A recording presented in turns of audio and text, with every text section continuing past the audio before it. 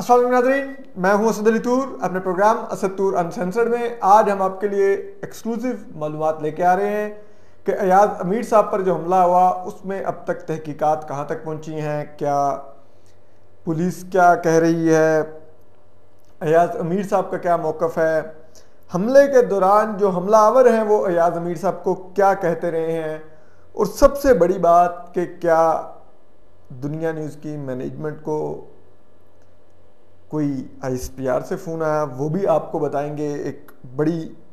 पेशरफ्त। और इसके अलावा क्या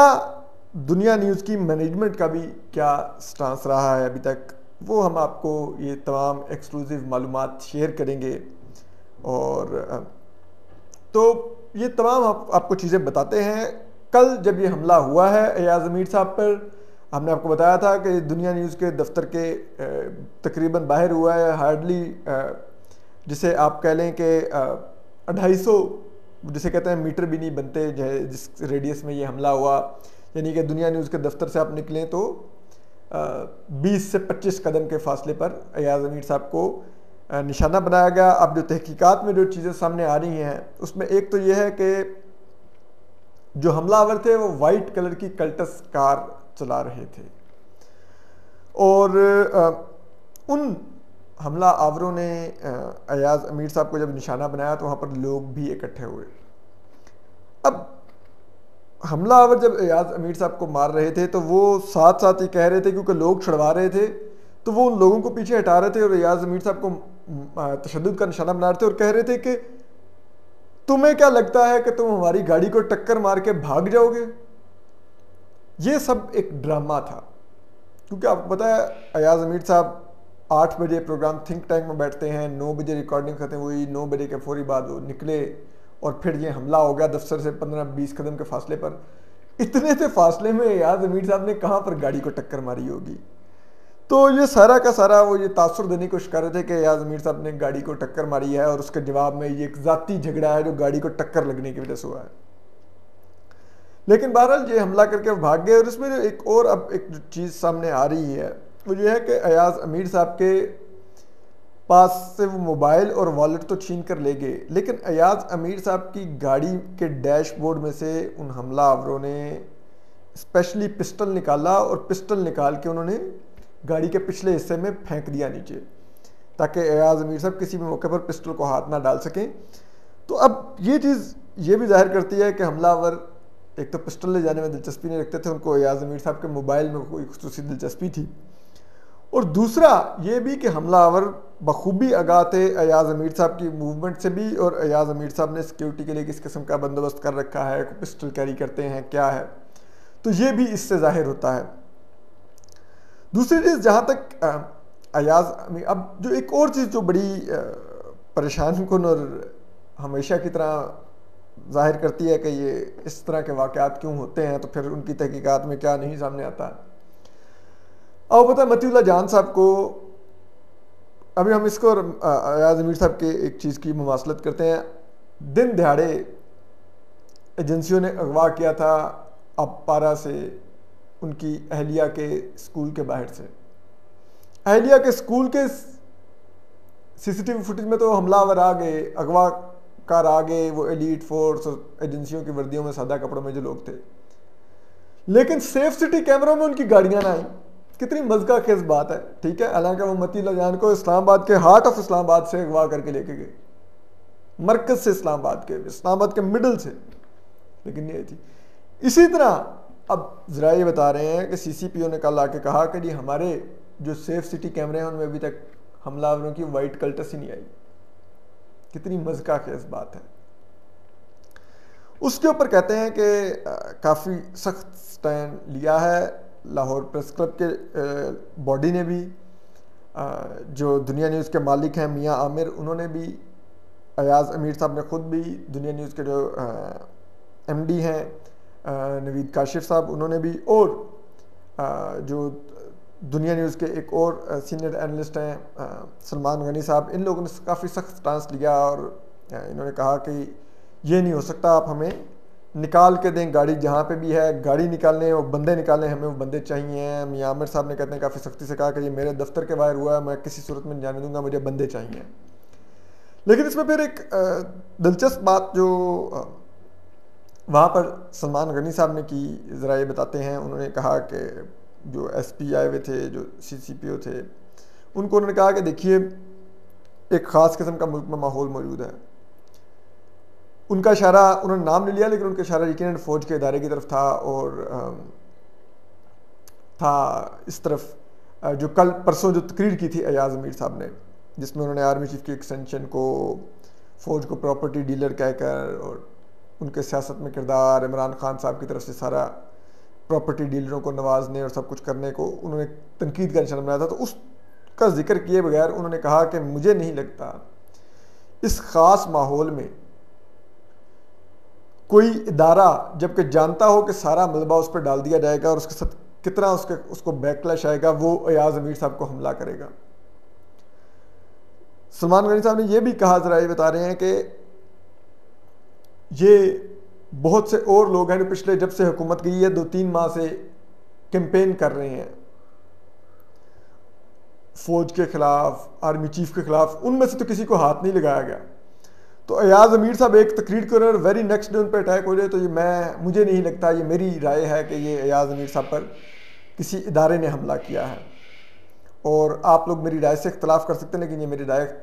है ज़ाती, जिससे कहते हैं कि नवीद काशिफ साहब ने भी तकरीबन इत्तफाक करते हुए कहा कि जी हमने किसी का नाम नहीं लिया, किसी इदारे का, किसी पर हमने शक का इजहार नहीं किया। ये तो पुलिस है, ये हमें पकड़ के दे, बंदे बताए कौन है, गाड़ी किसकी है। इस पर अयाज़ अमीर साहब से भी जब पुलिस से पूछा कि आपको कुछ, तो अयाज़ अमीर साहब ने कहता कि जब हमले के बाद फौरी वो दुनिया न्यूज़ पहुंचे भी थे, तो उन्होंने दुनिया न्यूज़ के जो लोग थे उनको पुलिस के आने से पहले यही कहा था कि मुझे खदशा था मुझ पर हमला होगा, लेकिन मुझे ये एहसास नहीं था कि दफ्तर के बिल्कुल बाहर हो जाएगा। और लेकिन उस दौरान भी उन्होंने किसी के ऊपर इल्ज़ाम नहीं लगाया था कि किसने उन पर यह हमला किया है। और जब पुलिस ने इधर जब बैठी हुई थी, जहाँ पर दुनिया न्यूज़ की मैनेजमेंट भी थी, अयाज़ अमीर साहब भी थे, पुलिस के आला हुकाम भी थे, वहाँ पर पूछा कि आपको किस पर शक है, तो अयाज़ अमीर साहब ने कहा कि मुझे नहीं अंदाज़ा किसने ये हमला किया है। तो उस पर पुलिस ने पूछा कि आपकी कोई दुश्मनी चकवाल में किस तरह हो जाता हो, तो उन्होंने कहा कि देखें अगर मेरे पे चकवाल में हमला होता तो मैं कहता कि वहाँ पे मेरी कोई लागतबाजी थी, मैं कई लोगों से तल्ख हो जाता हूँ, मेरी कई लोगों से नाराज़गियाँ हैं, कई लोगों से मेरे रिश्तेदारों की नाराज़गियाँ हैं, तो मैं कहता कि शायद फ़लाँ ने कर दिया, फ़लाँ ने कर दिया या फ़लाँ ने कर दिया, मैं कोई आपको नाम ले देता। लेकिन लाहौर को अगर आप कहेंगे, लाहौर स्पेसिफिकली, तो मेरा यहाँ पर किसी से भी कोई ऐसा मामला नहीं है। तो ये हमला लाहौर में हुआ है, इसकी वजूहात यहीं पर कहीं पर पाई जाती हैं, तो मैं नहीं समझता ये मेरा कोई ज़ाती झगड़ा है। तो उसके बाद पुलिस ने एग्री किया और कहा ठीक है हम इसको ढूंढते हैं, जिस पर कहते हैं कि सीसीपीओ लाहौर ने आज रात 12 बजे तक का वक्त लिया है अयाज़ अमीर साहब से और दुनिया न्यूज़ की मैनेजमेंट से, और उन्हें कहा है कि हम कोशिश करेंगे कि हम किसी भी तरह से कुछ ट्रेस करें और हम आपको कोई ना कोई अपडेट आज रात 12 बजे तक ज़रूर देंगे कि हमने इस तफ्तीश में क्या पेशरफ्त की है। इसके अलावा अब आपको पता है क्योंकि एक ख़ास माहौल बना हुआ है, उसमें बातचीत चल रही है। अब इसमें ज़रा ये बता रहे हैं कि जिस रोज़ अयाज़ अमीर साहब ने, यानी कि परसों जब तकरीर की इमरान खान साहब के रजीम चेंज वाली कॉन्फ्रेंस में जो Lahore high court Islamabad high court bar करवा रही थी, उसमें उसके बाद कहते हैं ज़रा कि दुनिया न्यूज़ की मैनेजमेंट को ISPR के ब्रिगेडियर शफीक साहब का कॉल आई और उन्होंने ये मालूमात हासिल करने की कोशिश की कि अयाज़ अमीर साहब कहाँ पर हैं, और उसमें जो इम्कान जाहिर किया जा रहा है कि क्योंकि वो एक तकरीर हुई थी, ब्रिगेडियर शफीक साहब रेगुलर इन टच रहते हैं एंकर्स से, सबसे फ़ौज का मौक़िफ़ बड़ा परसू करते हैं, एग्रेसिवली भी परसू करते हैं, तो वो उस तकरीर के बाद यकीनन अयाज़ अमीर साहब से रब्ता करने की कोशिश कर रहे होंगे। अयाज़ अमीर साहब से रब्ता नहीं हो रहा होगा तो फिर उन्होंने दुनिया न्यूज़ के दफ्तर कॉल की होगी कि वहाँ से उनसे पूछें कि हमारी अयाज़ अमीर साहब से रब्ता करवा दें, तो फिर उनको बताया गया कि वो भी दफ्तर नहीं आए। तो ये भी एक सिनेरियो है यहाँ पर। आपको पता है इस वक्त एक मुल्क में माहौल बना हुआ है, एक पीटीआई और उसके लोग एक ख़ास किस्म के प्रोपेगेंडे में, और उसके हवारी एंकर्स, कुछ बहुत से रिटायर्ड फ़ौजी अफसरान और कुछ फ़ौज के अंदर से भी जो हाजिर सर्विस हैं उन लोगों पर भी, पेशावर से लेके तो पिंडी तक कुछ लोगों पर इल्ज़ाम लगता है कि वो इस वक्त एक्टिव हैं आर्मी चीफ जनरल कमर बाजवा के खिलाफ। तो उनके बारे में भी खदशा का इजहार किया जा रहा है और बताया जा रहा है कि उनमें से कुछ लोगों ने पीटीआई के कवर में भी लाहौर में कुछ लोग रखे हुए हैं। तो ये भी इम्कान जाहिर किया जा रहा है कि हो सकता है ये पीटीआई ने अटैक किया हो, उन लोगों ने अटैक किया हो, कि जब ये अटैक होगा तो उसका जो शक जाएगा, जो उंगलियां उठेंगी, वो आर्मी चीफ जनरल कमर बाजवा की तरफ उठेंगी, और फिर उसके ऊपर फिर एक स्पेकुलेशन शुरू होगी, उनके खिलाफ कोई कैंपेन शुरू होगी। तो एक ये भी एक पहलू है जिस पर लोग बात कर रहे हैं। तो अब ये देखते हैं कि ये क्या मामला है, क्या नहीं है, कहाँ से हुआ है। लेकिन बहरहाल एक बात हम जानते हैं, और ज़ाती तजर्बे की बुनियाद पर भी जानते हैं, मतीउल्लाह जान साहब के केस को भी देख के जानते हैं, अबसार आलम साहब को गोली लगने के मामले को देख कर भी जानते हैं, उमर चीमा साहब को अगवा करने के मामले पर भी जानते हैं, अहमद नूरानी पर हमले के मामले पर भी जानते हैं, और दीगर भी जो हमने केसेस तरह के देखे हैं उन मामलों में हम जानते हैं कि अगर ये हमला इदारों ने नहीं किया और इसमें कोई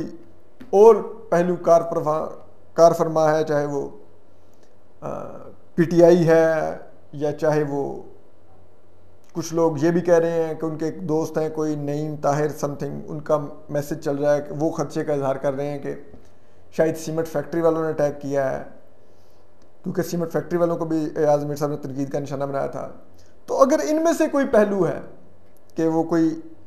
किसी निजी जिसे कहते हैं ना फैक्ट्री या सियासी पार्टी या किसी कोई इसमें हमले में मुलविस है, तो आप देखेंगे ये विदिन 24 आवर्स लोग पकड़े जाएंगे, ज़्यादा तो 48 घंटे पकड़े जाएंगे। लाहौर में ही इसी प्रेस क्लब के बाहर, जिसके बिल्कुल करीब एयाज मीर साहब को तशद्दुद का निशाना बनाया गया, उसी के बिल्कुल करीब ही इशारे पर जो ट्रैफिक सिग्नल था, पिछले दिनों कैपिटल टीवी के क्राइम रिपोर्टर को कत्ल किया गया था, टारगेट किलिंग थी वो भी, और पुलिस ने वो तमाम के तमाम लोग पकड़ लिए थे। तो अब अगर ये कोई ऐसा मामला है, इसमें कोई इदारे के लोग मुलविस नहीं हैं, कोई एजेंसियां मुलविस नहीं है, तो आप देखेंगे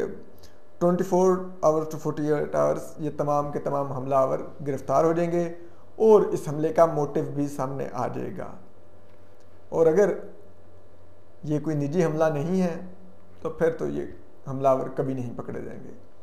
और जिस जगह पर उन्होंने हमला किया है, दुनिया न्यूज़ के दफ्तर के तकरीबन बाहर ही, यानी कि 15-20 कदम के फासले पर, तो उससे तो जाहिर होता है कि हमलावर बहुत इम्प्यूनिटी इंजॉय करते हैं। उनको पता था कि हमें कोई नहीं पकड़ सकता, और उन्होंने दिलेरी के साथ उस जगह पर ये हमला किया।